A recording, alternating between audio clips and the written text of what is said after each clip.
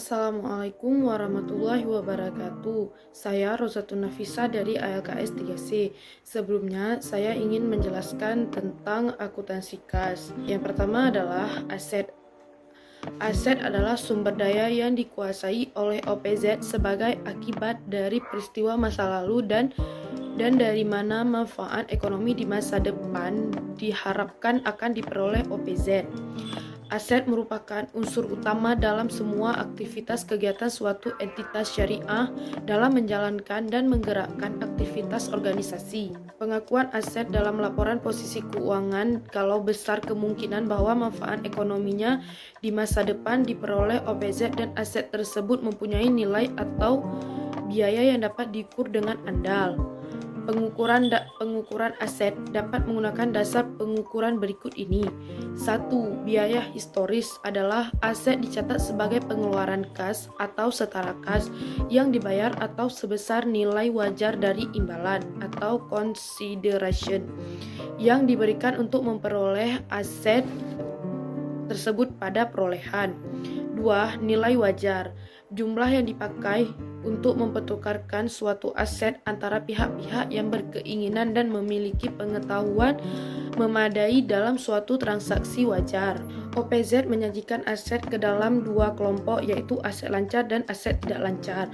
Aset lancar yaitu aset yang memiliki manfaat kurang dari 1 tahun. Untuk memudahkan memahami serta pengelompokan aset, maka perlu dilakukan pengklasifikasian aset lancar sebagai berikut. 1. Diperkirakan akan dapat direalisasi atau dimiliki untuk dijual atau digunakan dalam jangka waktu siklus operasi normal. 2. Dimiliki untuk diperdagangkan atau diperjualbelikan. Yang ketiga, diharapkan direalisasi dalam jangka waktu 12 bulan setelah akhir periode pelaporan.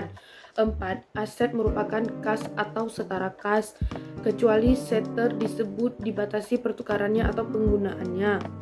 Aset tidak lancar adalah aset yang masa manfaatnya lebih dari 1 periode akuntansi, dimiliki serta digunakan dalam kegiatan operasional dengan kompensasi penggunaan berupa biaya depresiasi atau penyusutan. Depresiasi merupakan hal yang umum dilakukan dalam akuntansi sebagai kompensasi penggunaan aset tidak tetap terhadap penurunan nilai atas perolehan aset tersebut. Tidak semua aset tidak lancar dipergunakan depresiasi. Ada juga aset tidak lancar yang tidak memerlukan depresiasi seperti kepemilikan tanah. Yang kedua adalah akuntansi kas.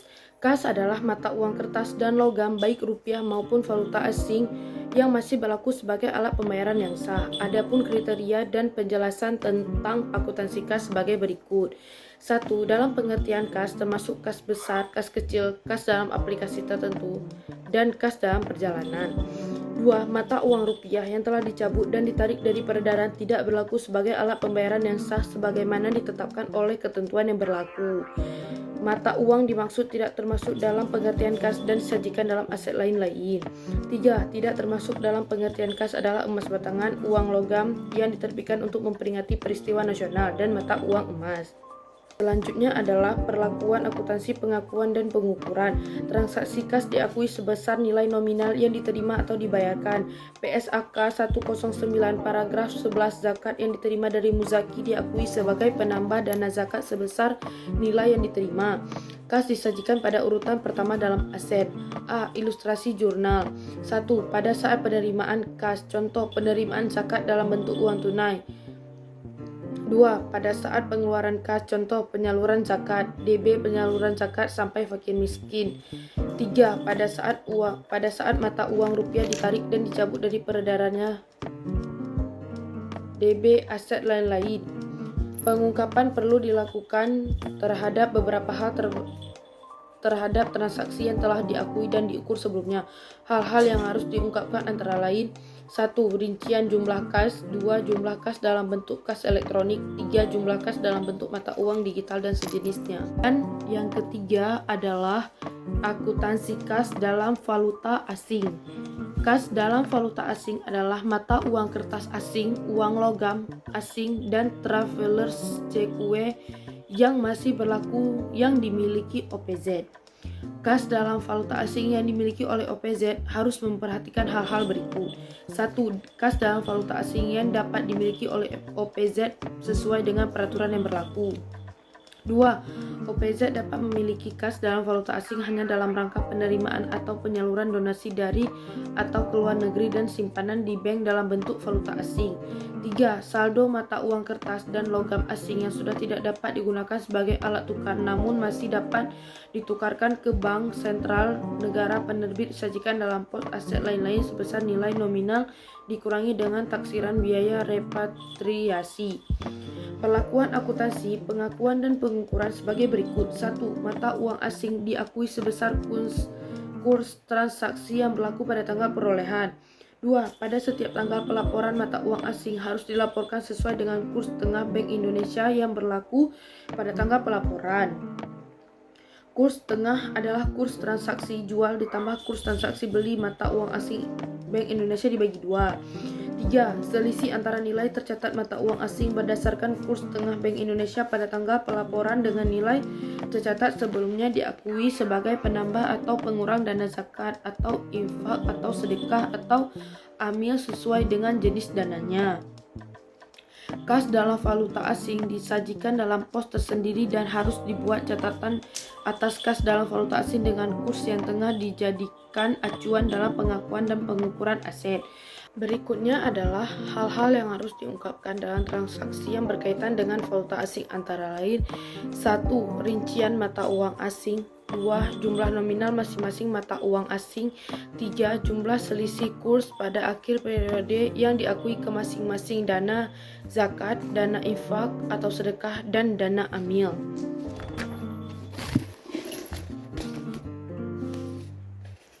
Berikutnya adalah akuntansi kas pada bank.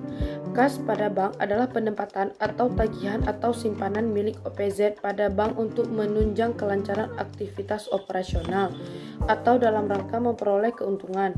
Kas pada bank memiliki kriteria dan karakteristik dalam penjelasan sebagai berikut. 1. Kas pada bank adalah penempatan dalam bentuk giro, tabungan, dan deposito pada bank syariah atau giro dan tabungan pada bank konvensional. 2. OPZ harus memisahkan antara rekening dana zakat, dana infak atau sedekah, dan dana amil. 3. Pada dasarnya OPZ harus melakukan penempatan dana pada bank syariah dalam hal tidak terdapat bank syariah pada wilayah penerimaan zakat. 4. OPZ dapat membuka rekening pada bank konvensional sebagai rekening penampungan sementara dalam rangka penghimpunan dana. 5. Pendapatan bunga dan jasa giro yang diterima dari bank konvensional diakui sebagai penerimaan dana TBDSP. 6. Bagi hasil dan bonus yang diterima dari bank syariah sebagai penambah dana zakat atau infak atau sedekah atau amil. A. Perlakuan akuntansi, pengakuan, dan pengukuran. 1. Transaksi penempatan pada bank diakui sebesar nilai nominal pada saat setoran atau penarikan. 2. Bonus dan atau bagi hasil dari syariah diakui sebagai penambah dana zakat atau infak atau sedekah atau amil sebesar nilai nominal yang diterima pada saat diterima. 3. Pendapatan bunga dari bank konvensional diakui sebagai liabilitas titipan dana TBDSP sebesar nilai nominal yang diterima. 4. Biaya administrasi dan pajak bank diakui sebagai pengurangan dana zakat atau dana infak atau sedekah atau dana amil. Kas pada bank disajikan ke dalam kelompok aset lancar dan akan dicatat dalam laporan perubahan dana. Adapun jurnal kas pada bank dilakukan dengan memperhatikan kaidah dan ketentuan berdasarkan PSAK yang berlaku. Adapun ilustrasi jurnal dapat dilakukan sebagai berikut. 1. Pada saat menempatkan dana pada bank. 2. Pada saat melakukan penarikan dana pada bank. 3. Pada saat penerimaan pendapatan bagi hasil atau bonus dari bank syariah. 4. Pada saat penerimaan pendapatan bunga dari bank konvensional. 5. Pada saat pengakuan biaya administrasi bank dan pajak. B. Pengungkapan. Kas pada bank perlu dilakukan pengungkapan terhadap hal-hal antara lain. 1. Jenis bank, bank syariah atau bank konvensional. 2. Jenis produk yang digunakan, produk giro atau tabungan. 3. Jumlah dana yang ditempatkan. 4. Jumlah dana pada bank yang diblokir dan alasannya. atau jika ada. 5. Jumlah dana yang tidak dapat dicairkan pada bank bermasalah atau jika ada.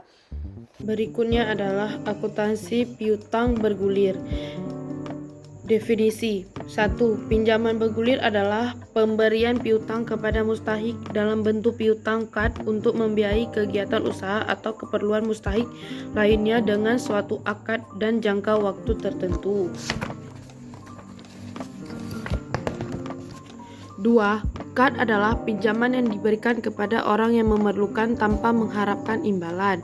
Piutang bergulir merupakan salah satu upaya OPZ dalam membantu masyarakat atau mustahik yang membutuhkan pinjaman dengan pengembalian tanpa tambahan.